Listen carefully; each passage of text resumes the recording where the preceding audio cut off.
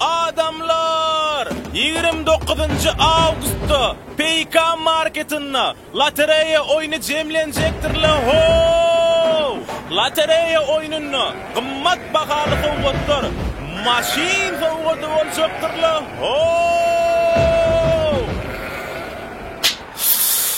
Nemay? Yıktın ay bir aylap lotereya dip. Neme? Ödün gatnaşýan mı? Yok. Gatnaşdan belki maşin utorsun.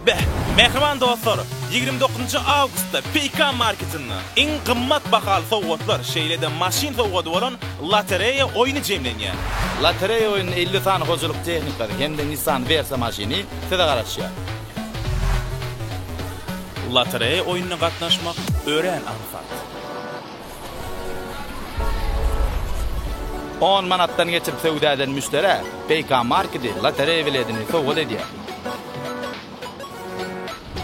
Bu lotereya oyununa gatnaş hemde bu kımmat bahalı fawwatlardan öz paýyňa da ödülli gardy edýär. Dağı bolun.